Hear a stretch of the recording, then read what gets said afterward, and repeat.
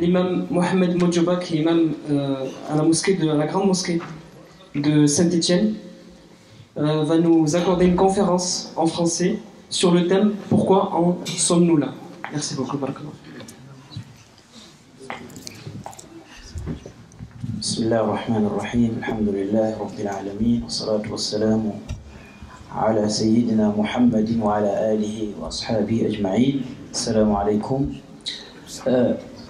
Je pense que ce que je vais essayer de faire, c'est une continuité de tout ce qui a été dit depuis ce matin, une sorte d'état des lieux, et le thème, c'est une question. Mon intervention a été titrée comme ça. Pourquoi nous en sommes là?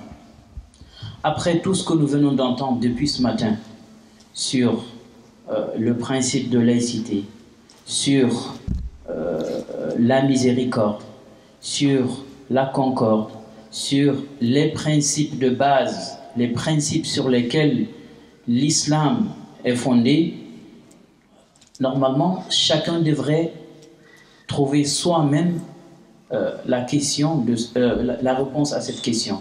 Pourquoi alors, après avoir su que les principes sur lesquels notre religion a été fondée sont des principes normalement qui devraient porter le monde vers le vivre ensemble, vers le respect mutuel, vers la miséricorde, et étendre cette miséricorde au monde entier.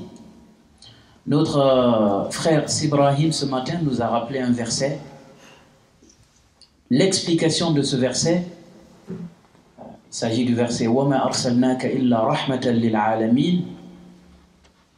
Finalement, le prophète sallallahu alayhi wa sallam et tous les autres messagers qui sont venus avant lui sont venus donc uniquement pour cette cause, pour concrétiser cette cause. وَمَا أَرْسَلْنَاكَ إِلَّا رَحْمَةً لِلْعَالَمِينَ. Nous t'avons envoyé, nous t'avons pris pour messager que pour une seule raison. Illa rahmatan lil alamin, c'est pour que tu sois une miséricorde. Nous ne t'avons envoyé qu'un guise de miséricorde pour l'univers, pour le monde. Et donc, toutes les règles qui viendront après serviront à atteindre cet objectif, la miséricorde. Oui. Et le prophète sallallahu alayhi wa sallam, à plusieurs reprises, il n'a cessé de répéter que je suis une miséricorde pour l'univers, et pas que pour les humains, et pas que pour les croyants, pour l'univers. Al-Alamin, on nous a expliqué que toutes les créatures rentrent dans cet univers. Donc, on se pose la question alors, pourquoi cet état dans lequel nous vivons, le monde vit, ce climat de méfiance, ce climat de violence, ce climat de haine? Pourquoi alors? Chacun de nous devrait trouver la réponse. En tout cas, les sources ou la source de tous ces problèmes que nous vivons aujourd'hui, tant au niveau intérieur, des problèmes, nous savons que la communauté a des problèmes internes, et nous avons aussi des problèmes qui sont d'ordre externe. Mais tous ces problèmes tournent autour justement de pourquoi nous en sommes là. Parce que nous avons compris que, en tout cas, les principes de l'islam n'est venu que pour porter le monde vers une vie équilibrée, une vie paisible où chacun vivra respectable et respecté. Oui. Depuis ce matin, on n'arrête pas, je ne vais pas revenir sur tous ces versets et tous ces textes qui sont tirés du Coran et de la sunna du prophète sallallahu alayhi wa sallam, où Allah appelle l'humanité tout entière, Dieu s'adresse dans le Coran à l'humanité tout entière, et pas que aux croyants, pas qu'aux musulmans. Il nous montre, il souligne, il met un accent sur le côté sacré de l'humain. Le côté sacré de l'humain. وَلَقَدْ كَرَّمْنَا بَنِي آدَمَ. Nous avons rendu noble le fils d'Adam. Il n'a pas dit nous avons rendu noble le croyant. ou le musulman, ou ceci, ou le fils d'Adam. Et personne ne sort de ce lot. Donc finalement, une des réponses à cette question, pourquoi nous en sommes là, je dirais, il y a d'abord un manque de connaissance de ces textes, si ça peut en être une des raisons. Nous ignorons réellement la portée des textes qui sont les nôtres. Oui, parce que depuis ce matin on entend ça. L'islam c'est la paix, l'islam c'est l'amour, l'islam c'est l'entraide, l'islam. Et pourquoi cela ne se pratique pas dans nos vies? Pourquoi cela ne se traduit pas dans nos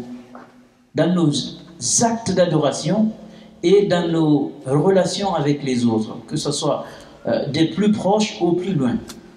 Pourquoi? Donc une des causes, c'est peut-être une méconnaissance totale de ce que doit être, de ce que en tout cas sont les textes de l'islam. Puisqu'Allah subhanahu wa ta'ala nous dit, la différence, la divergence, que les uns soient ceci, les autres soient différents des uns, eh bien, c'est une volonté de Dieu subhanahu wa ta'ala.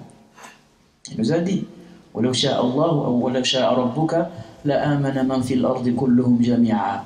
Si Dieu le voulait, tout le monde serait de la même confession, tout le monde aurait la même foi. Il n'a pas voulu. C'est lui qui a voulu d'abord la divergence et cette pluralité des choses. Ya ayyuhan nasu, aux gens. Il n'a pas dit aux croyants. Aux gens, nous vous avons créé à partir d'un mâle et d'une femelle. Inna khalaqnakum min dhakarin wa untha wa ja'alnakum shu'uban wa qaba'ila lita'arafu. Nous avons fait de vous des peuples différents, des communautés différentes, des gens qui vivent dans une pluralité énorme. Pourquoi il a voulu ça? C'est pour que vous vous entreconnaissiez, vous tissez des relations et que vous appreniez des autres ce que vous ne connaissez pas au sein de votre communauté, au sein de votre peuple. Inna akramakum indallahi atqakum. Le meilleur parmi vous tous, croyants ou pas, c'est ceux qui sauront tirer cette piété qu'on peut appeler la bonté du cœur, la bonté vis-à-vis de Dieu, la bonté vis-à-vis des autres. Celui qui est plus pieux que toi, celui qui il est meilleur que toi au niveau comportement, qui que tu sois, il est mieux que toi devant Dieu. Il a appelé l'humanité tout entière. Donc, ça c'est un problème. Je pense la méconnaissance réelle de la portée des textes qui sont les sources de l'islam. Ensuite, donc nous le disions, cette divergence, Dieu subhanahu wa ta'ala l'a voulu. Le repli de soi. Nous savons, parmi les mesures qui sont entreprises pour justement encourager ce vivre ensemble, c'est le fait d'éviter ce repli en soi, le fait de se fermer, le fait de ne vouloir savoir rien de celui qui a des différences, celui qui est différent de moi, celui qui n'a pas les mêmes convictions que moi. Cette fermeture en est une autre, une des causes de ces problèmes, de ce climat, de cette atmosphère dans lequel nous sommes en train de vivre aujourd'hui. Et puis, ces deux éléments vont mener à un troisième élément. Quand on ne connaît pas quelqu'un, quand on méconnaît les textes qui sont supposés, qui sont en tout cas arrivés, qui sont venus pour rendre ce monde meilleur, eh bien cela pousse à ce climat de méfiance, ce climat de méconnaissance. Et notre cheikh nous a appris tout à l'heure que l'être humain est de nature à détester et à combattre ce qu'il ne connaît pas. L'être humain est de nature à détester et à combattre et à repousser ce qu'il ignore, ce qu'il ne connaît pas. Eh bien, le fait d'aller chercher à connaître l'autre, quelles sont ses convictions, quels sont ses principes, quelles sont ses orientations. Et cela revient au verset que nous avons cité précédemment. Lita'arafu. Lita'arafu. Donc si vous ne cherchez pas à vous entreconnaissiez, eh bien cela peut alimenter ce climat, cette difficulté dans nos relations. Donc ce manque de connaissance de l'autre pousse à un manque de le terme qu'on n'a pas arrêté d'évoquer depuis ce matin, la miséricorde, la clémence. Parce que quand tu connais quelqu'un, tu feras preuve de miséricorde et tu feras preuve de clémence vis-à-vis de cette personne. Et nous savons, je ne vais pas encore une fois revenir sur tous les versets que nous avons entendus depuis ce matin, sur lesquels sont fondés notre islam. Oui, la clémence et la miséricorde, faire preuve de miséricorde à tous les niveaux. Hier nous évoquions, quand il nous dit « وَمَا أَرْسَلْنَاكَ إِلَّا رَحْمَةً لِلْعَالَمِينَ » nous avons cité point par point la miséricorde vis-à-vis de soi-même dans la pratique, dans même la pratique du culte, les ordres, faire preuve de la miséricorde vis-à-vis de soi, même dans les interdits, Souvent, cette miséricorde s'exprime dans les interdits.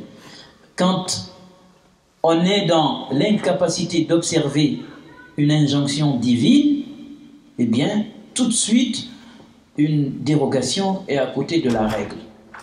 Tout de suite. Donc, cette miséricorde, elle se manifeste aussi vis-à-vis des proches. Nous avons cité وَوَصَّيْنَا الْإِنسَانَ بِوَالِدَيْهِ إِحْسَانًا أَوْ وَقَضَى رَبُّكَ أَلَّا تَعْبُدُوا إِلَّا إِيَّاهُ وَبِالْوَالِدَيْنِ إِحْسَانًا. Cette miséricorde, cette clémence vis-à-vis des plus proches, cette clémence vis-à-vis de ton frère qui partage la même foi, les mêmes convictions que toi. Cette miséricorde et cette clémence vis-à-vis de ton frère qui ne partage pas les mêmes convictions que toi. Oui, c'est ton frère. Le prophète sallallahu alayhi wa sallam nous a enseigné que les fils d'Adam sont tous frères. Ils sont frères de par la foi, ou alors ils sont frères en l'humanité. Kullukum min Adam. Vous êtes tous issus de la même origine, de la même source. Vous êtes tous venus d'Adam. Donc, cette relation qui nous lie à l'autre qui n'a pas les mêmes convictions que nous, ben, la miséricorde doit faire preuve de son existence aussi. Même vis-à-vis de ceux qui font preuve de persécution vis-à-vis de toi. Il nous a cité l'exemple du prophète sallallahu alayhi wa sallam. Pour tout croyant, en tout cas musulman, l'exemple ultime, le miroir, c'est le prophète sallallahu alayhi wa sallam. Pourquoi nous ne regardons pas, nous n'enseignons pas, nous n'apprenons pas la vie du prophète et essayons de le ressembler. Pourtant on le dit souvent, tous les jours. Notre exemple, c'est le prophète. Oui, mais pourquoi nous n'essayons pas de le ressembler dans nos adorations, dans nos comportements, dans nos attitudes vis-à-vis des autres? Le prophète sallallahu alayhi wa sallam, quand il est revenu à la Mecque, après qu'il soit chassé, parce qu'il est parti, on l'a persécuté, et à tel point qu'il était obligé de quitter sa ville natale pour sauver sa peau et sauver la peau de ses proches. Oui, mais quand il est parti à Médine, il s'est établi là-bas, il a fondé cet État qui était régi par des règles, un État dans lequel vivaient des croyants et des non-croyants. Il y avait des juifs, il y avait des gens des athées qui n'acceptaient pas du tout que l'existence d'un Dieu unique et créateur. Le prophète sallallahu alayhi wa sallam a signé ce pacte dont il nous a parlé pour dire voilà les droits et devoirs de chacun. Et ils ont vécu ensemble à Médine sans problème. Alors que les musulmans, ils étaient en position de force, ils étaient supérieurs. Qu'une personne d'une autre confession ou qu'une personne n'ayant pas la même croyance que les musulmans n'a été persécutée, n'a été opprimée. Et quand il est revenu à Mecque, plusieurs années après, ils étaient des milliers et des milliers, ils étaient en position de force. Quand ils sont arrivés, qu'est-ce qui s'est passé? Il leur a demandé, que pensez-vous de moi aujourd'hui? Je reviens avec beaucoup de gens, j'ai la possibilité de me venger. Qu'est-ce que vous pensez de moi aujourd'hui? Akhun Karim, wa ibn akhin Karim. Un frère généreux, gentil, et le fils d'un frère généreux et gentil. Qu'est-ce que le prophète sallallahu alayhi wa sallam? Allez-y, vaquez à vos occupations. Aujourd'hui, il n'y aura pas de vengeance. La miséricorde vis-à-vis même de ceux qui nous ont persécutés. Ça, c'est des injonctions, c'est des ordres du Coran. Et de fa'abillati ahsanu sayyi'a. Repousse le mal, l'injustice que tu as subie, repousse-la par le bien. Par le bien. Pourquoi cela ne se traduit pas dans nos comportements, dans nos vies, dans nos relations avec les autres? C'est des ordres. Et wallahi, le problème, c'est que nous ne sommes, à mon avis, pas à la hauteur de ce message. Nous ne sommes pas à la hauteur des textes, des messages du Coran. Allah subhanahu wa ta'ala nous dit وَلَا تَهِنُوا وَلَا تَحْزَنُوا وَأَنْتُمُ الْأَعْلَوْنَ إِن كُنتُم مُؤْمِنِينَ. Vous ne serez pas déshonorés. Dieu sera toujours là pour vous porter secours, mais à condition que vous soyez de véritables croyants. Et nous savons, la croyance, ce n'est pas que des paroles. La croyance, c'est une conviction, c'est des paroles, mais ça ne s'arrête pas là. Il ne suffit pas de dire, de prétendre que je suis croyant et d'avoir cette conviction et s'arrêter là. Eh bien, ce qui doit caractériser cette croyance, ce qui doit prouver que tu es véritablement croyant, c'est ton attitude, c'est tes agissements, c'est ton comportement vis-à-vis des autres. Vis-à-vis des autres. Encore une fois, quand on dit les autres, parce que finalement l'islam veut du bien à l'humanité tout entière, c'est à ceux qui croient, à ceux qui ne croient pas, à ceux qui ont d'autres foi, qui ne partagent pas les mêmes convictions que nous. Et puis, donc, l'exemple du prophète sallallahu alayhi wa sallam devrait nous servir dans notre quotidien. Donc, je crois que les gens commencent à être fatigués, Inch'Allah. On ne va pas tarder à conclure. En tout cas, le défi qui est le nôtre en tant que imam, en tant que responsable de structure, en tant que des acteurs actifs, en tout cas au sein de cette communauté, c'est le défi de l'éducation et de l'enseignement. Le défi de l'éducation et de l'enseignement. Nous devrions être en parfaite connaissance, apprendre nos textes, les connaître, savoir quels sont les principes de base de notre religion. Parce qu'à mon avis, encore une fois, si nous sommes dans cet état, musulmans et pas, nous l'avons évoqué au début de mon intervention, ce climat de tension, ce climat de méfiance, ce climat de violence, de haine, parfois qui peut être provoqué par certains musulmans et qui pourraient prétendre qu'ils sont motivés par l'islam. Il suffit de lire, de voir ce que sont les textes de l'islam, ce que dit l'islam vis-à-vis dans les pays, en tout cas qui sont régis par les textes islamiques, ce qu'on peut appeler les pays à majorité musulmane. Comment ça doit se passer? Parce que le prophète sallallahu alayhi wa sallam, il a vécu toutes les étapes. Au début, il était en position de faiblesse, en position de minorité avec ceux qui étaient avec lui. Finalement, il était en position de force.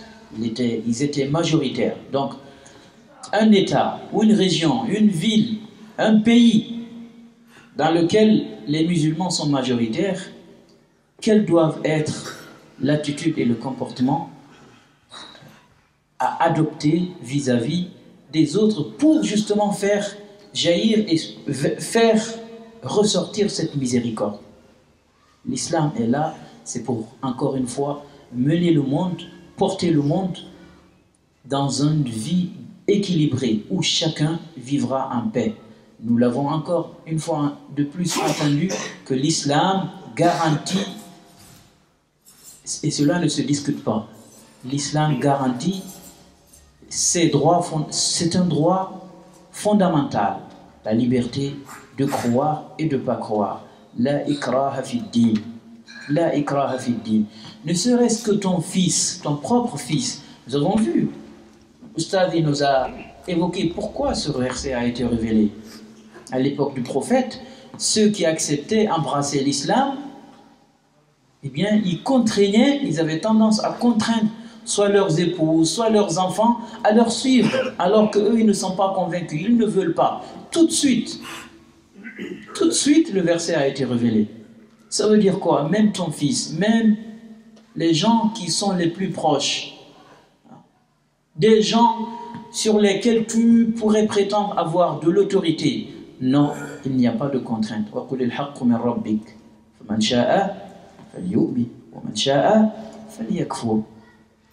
Tu n'as pas à contraindre, ce qui t'appartient, c'est quand tu estimes avoir quelque chose de profitable aux autres et au monde entier, c'est d'exposer cette chose et de discuter par la plus belle des manières. وَلَا تُجَادِلُوا أَهْلَ الْكِتَابِ إِلَّا بِالَّتِي هِيَ أَحْسَنُ.